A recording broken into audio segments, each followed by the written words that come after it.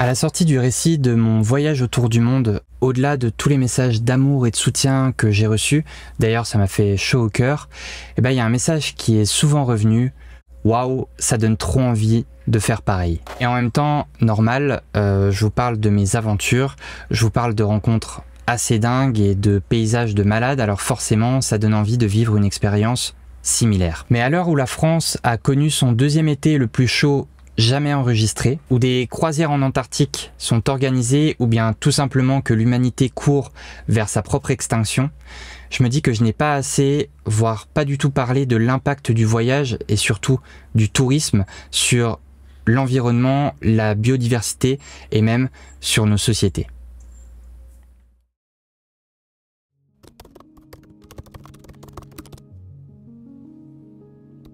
Bon, avant de commencer, je suis pas là pour vous dire quoi faire, je serai pas vraiment le mieux placé et puis c'est pas mon rôle. Disons que je suis là pour vous partager des informations, des réflexions et des expériences et surtout pour participer à un vaste sujet qui peut parfois créer débat. D'ailleurs, l'espace commentaire est là pour ça, toujours dans le respect, bien évidemment. Petit 1, la planète se réchauffe.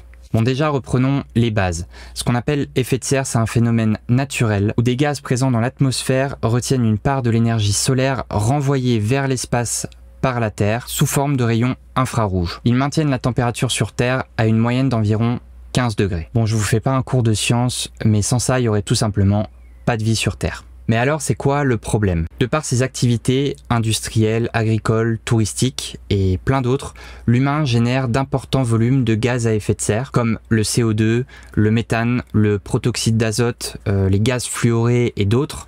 Et l'augmentation de ces gaz à effet de serre vient déséquilibrer l'atmosphère, enfin la composition de l'atmosphère, et donc entraîner un réchauffement climatique. Dites-vous qu'à l'heure actuelle, selon le groupe d'experts intergouvernemental sur le climat, le fameux GIEC, l'augmentation de la température moyenne à la surface de la Terre est évaluée à 1,1 degré par rapport à la période pré-industrielle, et selon leur dernier rapport, l'augmentation pourrait dépasser les 1,5 degrés avant 2040. Bon, 1 degré ou 1,5 degré en plus, ça paraît pas être grand chose comme ça. Pourtant, ce réchauffement a pour conséquence des modifications significatives et parfois même irréversibles sur le climat et la biodiversité. Bon, je vous donne quelques exemples. L'augmentation des vagues de chaleur, des précipitations extrêmes, la fonte de la banquise, l'élévation du niveau de la mer, la disparition de certaines espèces. Enfin bref, on le voit actuellement, même en France, il n'y a plus à douter, le dérèglement climatique est là. Et le pire, c'est que tous ces changements renforcent les inégalités entre les pays et les différentes populations, car certains ne pourront ou ne peuvent déjà plus vivre chez eux à cause de ces changements climatiques. Donc derrière, c'est pas juste une crise environnementale qu'on est en train de vivre, mais aussi une crise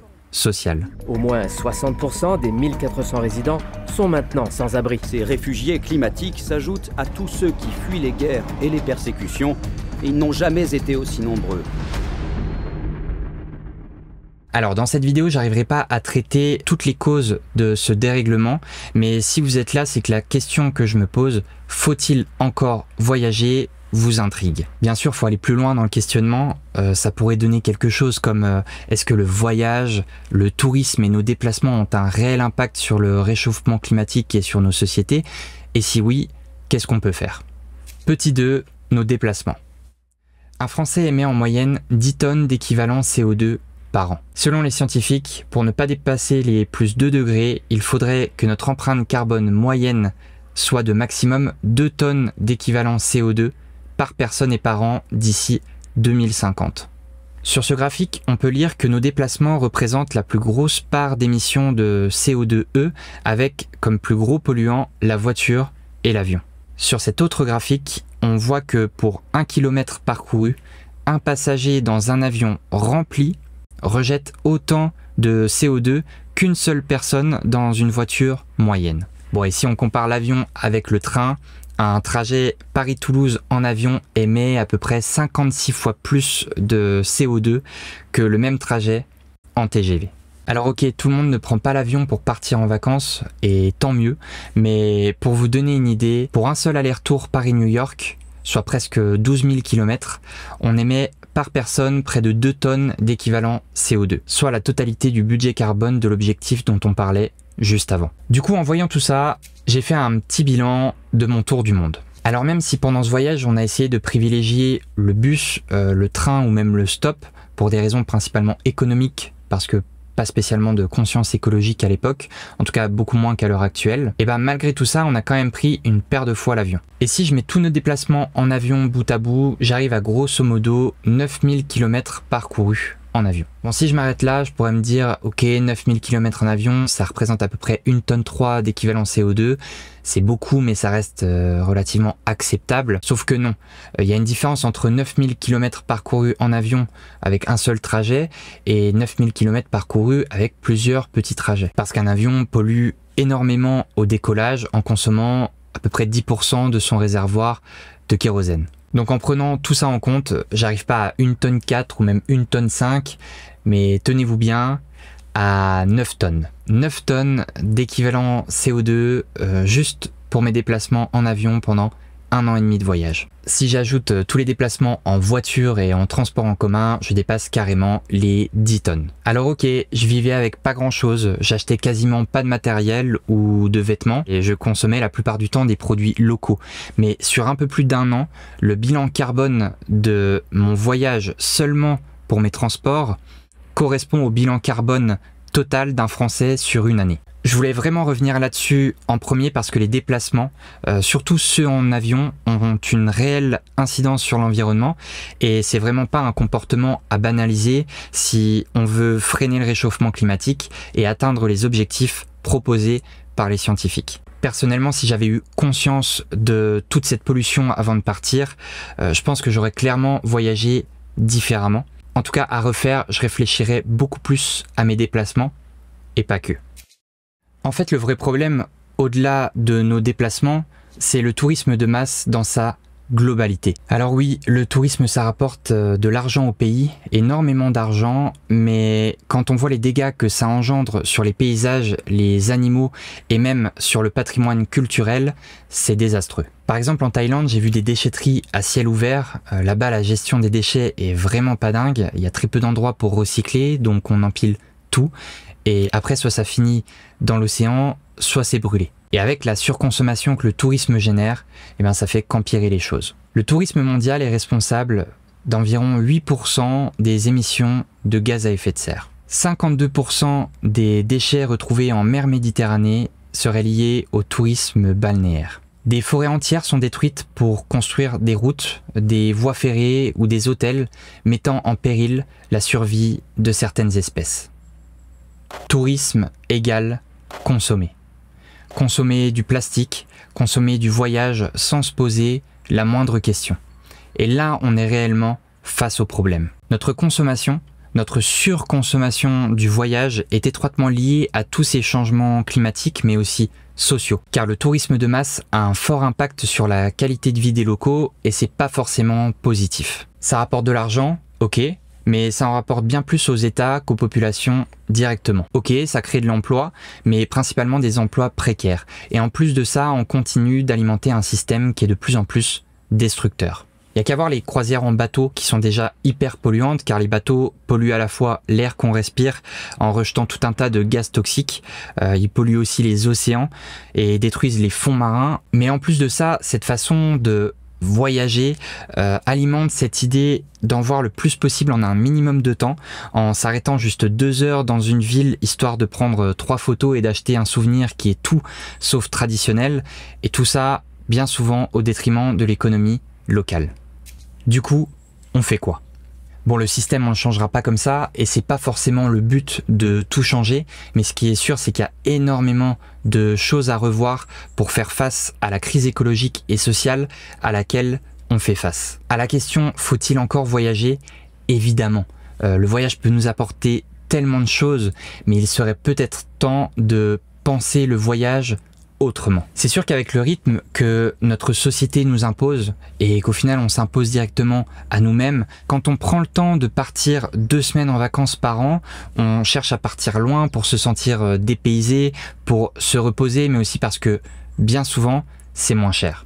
Je comprends pleinement ce besoin de couper, de se déconnecter et de préférer payer un billet d'avion low cost plutôt qu'un billet de train 4 fois plus cher. Et puis on est constamment influencé par les pubs ou sur les réseaux, par les influenceurs qui nous poussent à la consommation du voyage et même à la consommation tout court. Mais à partir du moment où on prend conscience de l'urgence et des efforts qu'on a à faire pour inverser la tendance, dire que c'est seulement la faute des grands groupes, des lobbies et des politiques n'est pas suffisant. Alors vous vous dites peut-être que vous n'avez pas le même impact que Bernard Arnault qui vole 20 fois par mois en jet privé, et c'est vrai, mais il faut se rendre à l'évidence, on a absolument tous notre rôle à jouer et ce sont nos paroles et nos actes en tant que citoyens qui feront bouger les choses, que ce soit dans le tourisme ou bien dans toutes les autres industries. Certains diront aussi que c'est trop tard pour faire quoi que ce soit, et ils ont peut-être raison, mais comme on dit, tant qu'il y a de la vie, il y a de l'espoir. Et c'est la vie des générations futures qui est entre nos mains. Ce qui est sûr, c'est qu'il n'y a aucune solution miracle, mais revenir à une certaine sobriété dans notre consommation serait déjà un bon début. Pour rester dans la thématique du voyage, arrêter de prendre l'avion paraît être la meilleure démarche. Je sais, c'est peut-être dur à entendre, et personnellement, je vous dis pas que je ne prendrai plus jamais l'avion, mais quand on entend les chiffres que je vous partageais en début de vidéo, c'est plus possible de faire comme si de rien n'était. Pour les voitures, ou bien dans mon cas les vannes et camping-cars, c'est pareil.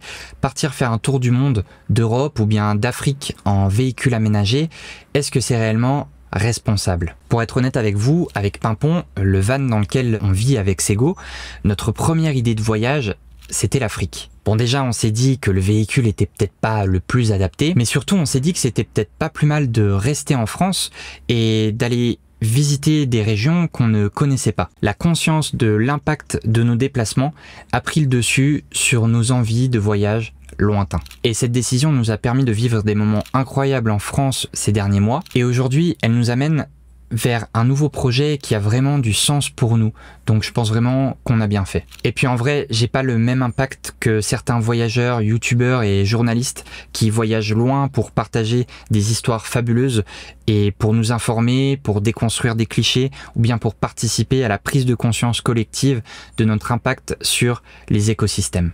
En vérité, si je prenais la décision aujourd'hui de voyager loin, il faudrait que ce soit pour une raison plus importante sur un instant T que l'attention que je porte à mon impact sur le réchauffement climatique. Donc autant vous dire qu'il faudrait vraiment que ça en vaille la peine. Personnellement, toutes ces petites prises de conscience mises bout à bout me font penser qu'il y a autre chose à faire que de partir hyper loin en voyage, surtout si c'est pour vivre des expériences parfois très limites d'un point de vue éthique et écologique. Bon, je doute pas sur le fait qu'on peut faire des rencontres magiques partout dans le monde, je l'ai vécu, mais pour ça il faut prendre son temps, s'aventurer dans les pays et aller à la rencontre des locaux, même si au final on se rend compte que les endroits les plus reculés du monde sont eux aussi de plus en plus touchés par le surtourisme et que des business se créent autour de mise en scène et d'attractions touristiques pitoyables dont je vous parlais dans mon récit, auxquels j'ai parfois participé sans vraiment m'en rendre compte, et probablement certains d'entre vous aussi. Bon, j'ai mis du temps, mais aujourd'hui,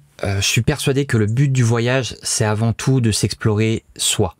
Et pour ça, je le répète, il n'y a pas besoin d'aller à l'autre bout du monde. À l'heure actuelle, je m'épanouis encore plus d'aller faire une rando sur la montagne juste à côté de chez moi, parce que je m'évade réellement. J'ai pas forcément besoin de le partager sur les réseaux ou de dire que j'ai fait ci ou ça. Alors ok, j'ai visité plusieurs pays et vu des choses magnifiques, donc je suis peut-être pas le plus légitime à vous conseiller de ne pas faire pareil. Mais je peux vous certifier qu'en France et en Europe, on a tous les paysages qu'il nous faut pour s'épanouir en pleine nature et une histoire de dingue que très peu connaissent réellement, moi le premier. Pour ce qui est des rencontres, c'est sûr que lorsqu'on est en vacances ou en voyage, déconnecté de notre routine et de ce qu'on appelle réalité, on arrive plus facilement à s'ouvrir à l'autre, et c'est sûrement aussi grâce à l'accueil de certaines populations que ça se passe aussi bien. Mais si on prend conscience de tout ça, on peut essayer de s'ouvrir à l'autre chez nous, dans notre vie de tous les jours, et des belles rencontres,